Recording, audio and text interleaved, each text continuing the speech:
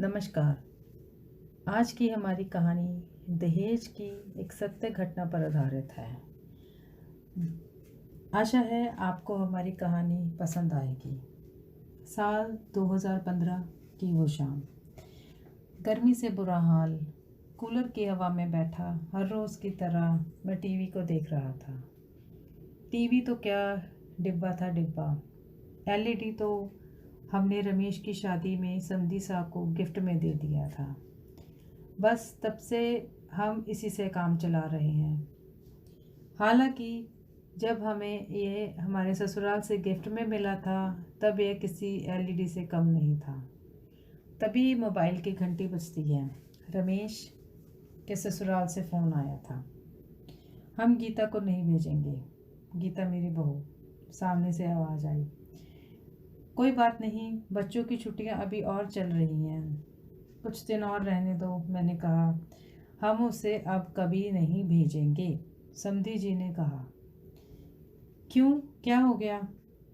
अभी तो खुशी खुशी यहाँ से गई थी बहू। मैंने उनसे पूछा। वो तो खुश है, लेकिन हम खुश नहीं हैं। आप तो हमारी बेटी को यहाँ से ले गए, अब हमारा ध्यान कौन रखेगा? समधन जी ने पीछे से कहा। मैं कुछ समझा नहीं। मैंने कहा, समझना समझाना क्या है, गर्मी बहुत है, हमें एसी चाहिए, वरना अपनी बहू को भूल जाओ। फ़ोन कट गया। मेरे पैरों तले ज़मीन खिसक गई।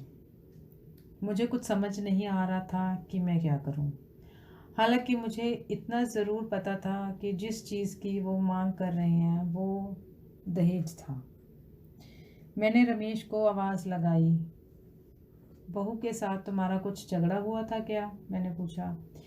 नहीं तो, वो तो बहुत खुशी से जा रही थी, बहुत दिनों बाद अपने मम्मी पापा से जो मिलने वाली थी। पर हुआ क्या? वह अब बहू को नहीं भेजेंगे। फ़ोन पर उन्होंने एसी की मांग की है। लेकिन पापा, ऐसा कैसे हो सकता है? गीता को तो पता है शादी का कर्ज अभी उतरा भी नहीं है, तो फिर ये एसी?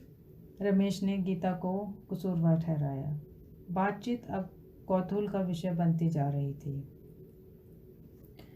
रमेश की माँ, जो काफ़ी देर से रसोई से हमारी बातों को आटे की पिटाई करते हुए सुन रही थी, अब बातचीत का हिस्सा थी। यह भी तो हो सकता है कि बहू को इस बारे में कुछ पता ही ना हो, रमेश की माँ ने कहा। किसी सास का अपनी बहू पर इस तरह का विश्वास मैंने पहली बार देखा था। क्या हुआ दादू? रमेश की छोटी सी बेटी ने कहा। शायद समाज के इस पहलू ने उसे भी अपनी किताबी दुनिया से बाहर आने पर मजबूर कर दिया। तुम अभी छोटी हो, तुम नहीं समझोगी, रमेश ने उसे टोकते हुए कहा। क्यों नहीं समझूंगी? मुझे पता है आप लोग दहेज की बात कर रहे हैं। छोटी के इस शब्द दहेज ने सभी को स्तब्ध कर दिया। मैंने अपनी हिंदी की किताब में पढ़ा था दहेज के बारे में। शादी के समय वर पक्ष द्वारा वधू पक्ष के लिए किए गए उपहार की मांग को दहेज कहते हैं। दहेज की परिभाषा देकर छोटी ने अपने बड़े होने का परिणाम तो दिया, लेकिन इस शब्द की गहराई से वो बिल्कुल अनजान थी। लेकिन दादू, यह प्रथा तो कब की ख़त्म हो गई है। और वैसे भी दहेज तो लड़के वाले मांगते हैं ना, तो फिर नाना जी हमसे क्यों मांग रहे हैं? छोटी ने कहा। छोटी के इन सवालों ने मुझे वापस अपनी उस दुनिया में ले जाकर खड़ा कर दिया जहां मैं कभी इन मुद्दों पर अपनी राय रखा करता था। बोलो ना दादू, छोटी ने फिर कहा। मैंने छोटी के सिर पर प्यार भरा हाथ रखा। बात तब की है बेटा, जब भारत सोने की चिड़िया हुआ करता था। लोग इतने धनवान थे कि शादियों में दिल खोल कर खर्च करते थे और बड़े बड़े उपहार देते थे। समय के साथ भारत सोने की चिड़िया तो नहीं रहा, पर उपहार देना एक प्रथा बन गई और धीरे धीरे यह प्रथा सिर्फ लड़की वालों के लिए रह गई। लोग अब शादी के लिए बड़े बड़े उपहार की मांग करने लगे और जन्म हुआ दहेज प्रथा का। समय के साथ दहेज ने अपना भयानक रूप धारण कर लिया। जो लोग दहेज देने में सक्षम नहीं थे वह लड़कियों को बोझ समझने लगे। दहेज के लालच में लोगों ने अपनी बहुओं को प्रताड़ित करना शुरू कर दिया। दहेज का भयानक रूप तो अब तब सामने आया जब दहेज के डर से लोग अपनी बेटियों को माँ की कोख में मारना शुरू कर दिया। धीरे धीरे लड़कियों की संख्या लड़कों के मुकाबले कम होने लगी। लड़कियों ने भी अपने अस्तित्व को बचाने के लिए जी तोड़ मेहनत शुरू कर दी।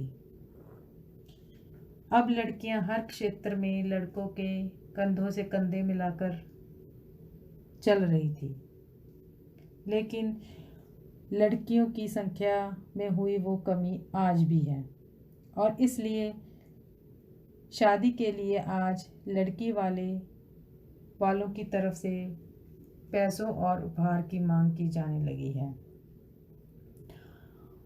और तब दहेज का एक दूसरा रूप सामने आया। एक प्रथा ही दूसरी प्रथा को जन्म देती है। फंडा ये है कि किसी प्रथा को ख़त्म करने की बजाय उसके सही और गलत पहलू की ओर ध्यान दिया जाए। तभी घंटी बजती है। छोटी ने दौड़कर दरवाज़ा खोला। हाथों में बैग, आंखों में आंसू लिए गीता दरवाजे पर खड़ी थी। आज से यह मेरा घर है। मैं वो घर छोड़ आई हूँ पापा।